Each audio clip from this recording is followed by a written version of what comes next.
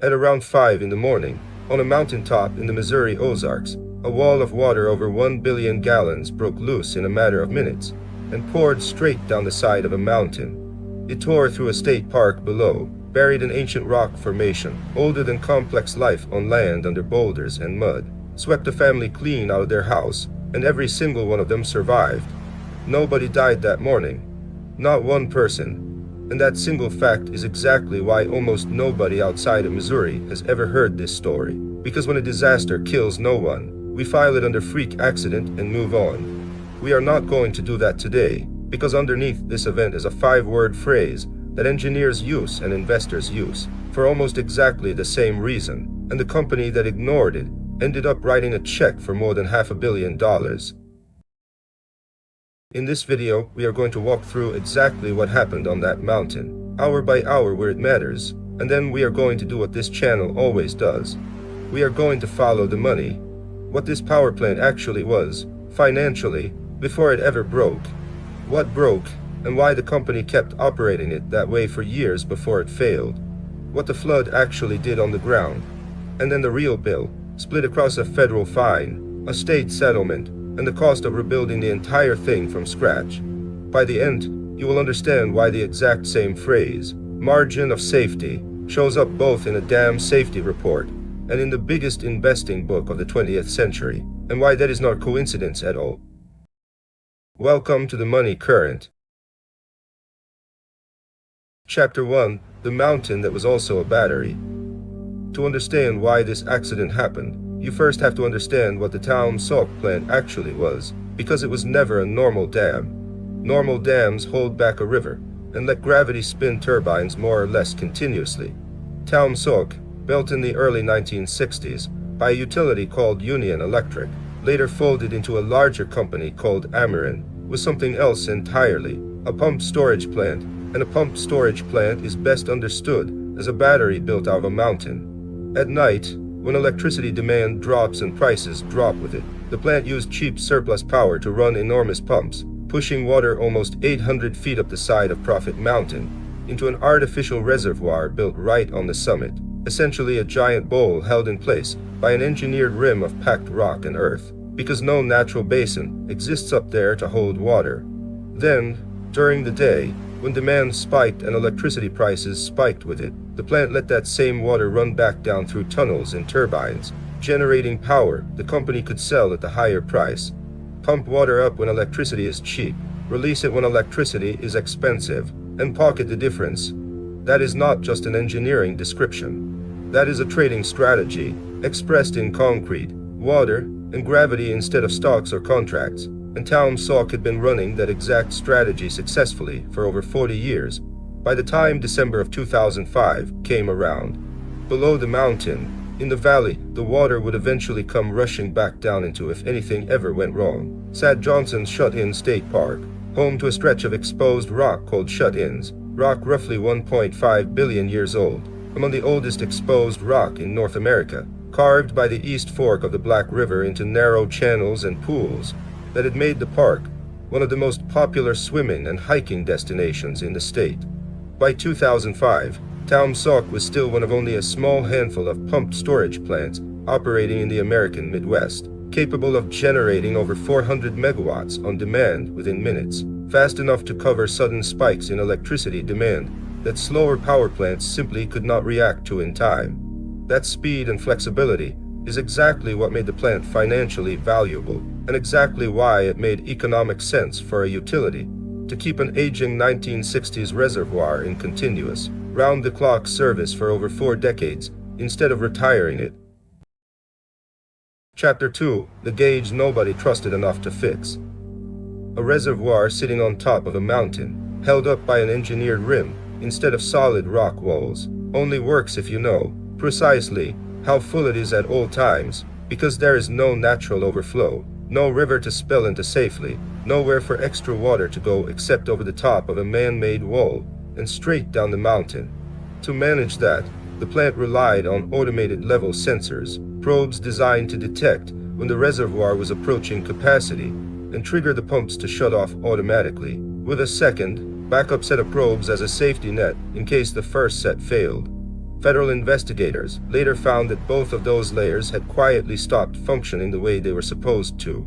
The primary sensors had drifted out of reliable calibration over time. The backup probes, the ones that existed specifically to catch a failure in the primary system, had been positioned too high, essentially just below the same danger zone as the primary sensors, instead of meaningfully below it, which meant they were never a real second line of defense in the first place, just a second copy of the same blind spot.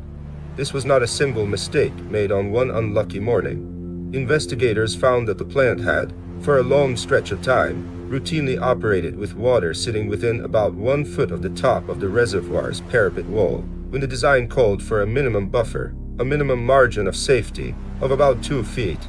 Running that close to the edge, again and again, without incident, appears to have quietly convinced the people running the plant that the risk was smaller than the design ever assumed. Investigators would later count 15 separate violations tied to this plant, including a failure to notify regulators about safety concerns that had already been identified, and a failure to follow sound, prudent engineering practice in how the reservoir was actually operated day to day. None of these 15 violations, on their own, looked catastrophic. Together, they meant the plant had been running for years on a margin of safety that existed on paper, but had quietly eroded down to almost nothing in practice, and nobody with the authority to fix it had treated that erosion as an emergency. Outside inspectors and the plant's own staff had, at various points in the years leading up to 2005, flagged concerns about the reliability of the level sensing equipment, but those concerns moved through the normal channel of maintenance requests and internal reports, rather than being treated as a reason to take the plant offline until the instrumentation could be independently verified. A reservoir with no natural spillway does not get a second chance to slowly fail. It either holds, or it does not, which is precisely why the redundancy in the sensor system mattered so much, and precisely why a redundancy that was redundant only on paper was so much more dangerous than an obviously broken single sensor would have been. Chapter 3, 5:20 in the morning. In the early hours of December 14th, 2005, the pumps at Taum Sauk did exactly what they had done thousands of times before, pushing water up the mountain through the night. This time, the faulty level sensors never told them to stop. Water climbed past the point where the pumps should have shut off automatically, climbed past the 1-foot buffer the plant had been quietly operating within for years, and kept climbing until it reached the very top of the parapet wall and began spilling over the edge. For roughly 20 to 30 minutes, water poured over the top of that wall, cutting into the rock and earth structure, holding the entire reservoir in place, the same way a small stream of water running over a sandcastle wall widens its own channel a little more with every passing second. At around 5:12 to 5:20 that morning, the weakened section of the wall gave way completely, and roughly 4,300 acre-feet of water, somewhere in the neighborhood of 1.3 billion gallons, emptied out of the reservoir in a matter of minutes, not hours. That volume of water, releasing almost instantly at the top of an 800-foot descent, became a flood wave that tore down the side of Prophet Mountain and straight into the valley below, ripping out trees, boulders, and sections of hillside as it went, and carrying all of it downstream into the East Fork of the Black River, and directly into Johnson's Shut-In State Park. Living in a house below the dam, inside the park itself, were Park Superintendent Jerry Toops, his wife Lisa, and their 3 children. The flood hit their house directly. The family was swept out of their home by the wall of water and debris. The children carried some distance downstream, injured, in the middle of the night, with almost no warning. Every one of them survived. Given the volume of water and the speed at which it arrived, that outcome was closer to luck than to any safety system working as intended. Chapter 4: What was left of the mountain. By sunrise, the landscape below Prophet Mountain looked like almost nothing that had been there the day before. The flood had scoured a channel down the mountainside, toppled mature forest, and carried enormous boulders, some the size of cars, down into the valley, burying long stretches of Johnson's shut-ins under mud, gravel, and rock debris. The ancient rock formation itself, over 1 billion years old, survived because that kind of rock does not erode away in a single morning, but the park built around it did not survive nearly as well. Trails, boardwalks, The campground and much of the park's visitor infrastructure were destroyed or badly damaged. The park closed to the public in the immediate aftermath and stayed at least partially closed for an extended period, while crews assessed the damage and rebuilt what could reasonably be rebuilt. The Taum family, meanwhile, was found and treated for their injuries. All 5 survived, though the psychological and physical toll of being swept out of your own house in the middle of the night by a flash flood you had no warning about is not the kind of thing a settlement check fully accounts for, which is worth remembering before we get to the settlement checks. Downstream, the east fork of the Black River itself was reshaped, its channel widened, and rerouted in places by the sheer force of the water, a permanent physical signature of that one morning, stamped onto a river that had been carving through that same valley for a very long time before anyone ever built a reservoir on the mountain above it. The local economy around Lesterville and the surrounding Ozark communities, much of it built around park visitors, campers, and canoeists drawn to the shut-ins every summer, took its own hit, with tourism revenue dropping in the seasons immediately following the flood while the park rebuilt. It was a smaller, quieter financial casualty than the headline numbers still to come, but a real one borne by small businesses that had nothing to do with the dam itself and no seat at the table when the reservoir's safety margins were being managed. Chapter 5. The $680 million bill. Once the water stopped moving, the accounting began, and this is the part of the story that almost never gets told alongside the dramatic footage of a mountain draining itself in 20 minutes. The Federal Energy Regulatory Commission, the federal body that regulates hydroelectric plants like Taum Sauk, investigated the plant's operating history and its instrumentation failures, and in 2006 reached a settlement with Ameren worth $15 million. $10 million of that went directly to the United States Treasury as a civil penalty, at the time the largest civil penalty the Commission had ever imposed in a hydroelectric matter, and the remaining $5 million went into an escrow fund earmarked for improvements in the communities around the project. Separately, the state of Missouri pursued its own civil case against Ameren over the destruction of a state park that belonged, ultimately, to the public, and that case settled for $177,350,000, covering land, park reconstruction funding, and a long-term endowment for the park going forward. The Taum family reached a separate, undisclosed settlement of their own in early 2006, and then there was the plant itself. The original reservoir, the earthen and rock bowl balanced on top of a mountain, with no natural watertight basin underneath it, could not simply be patched and refilled. Ameren rebuilt the entire upper reservoir from the ground up between 2007 and 2010, this time lined with modern roller-compacted concrete and equipped with redundant, properly calibrated instrumentation at a cost of approximately $490 million. Add the federal penalty, the Missouri settlement, and the rebuild cost together, and you land at a combined direct cost of somewhere north of $680 million. And that figure does not even include the Taum family settlement, the legal costs on every side, or years of lost generating revenue, while the plant sat offline waiting to be rebuilt. All of that traces back to a level sensing system that had drifted out of reliable calibration, and a backup system that was never truly independent of the primary one, sitting inside a company that had, for years, been comfortable running that plant within about a foot of catastrophe instead of 2. The cost of running a proper, independently tested, redundantly calibrated instrumentation program at a single hydroelectric plant, year after year, is a rounding error next to $680 million. Nobody ever published an exact price tag on what that maintenance program would have cost instead, but by any reasonable industry estimate, it would have been a very small number of $1 million a year, spent for decades to avoid a single morning that cost more than $500 million.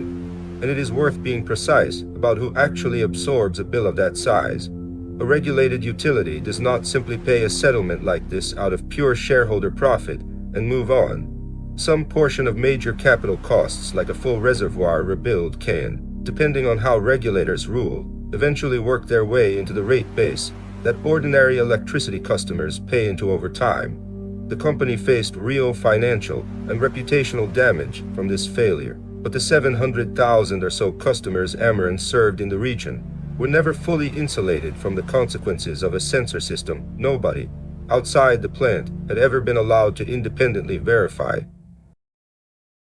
Chapter 6. This keeps happening.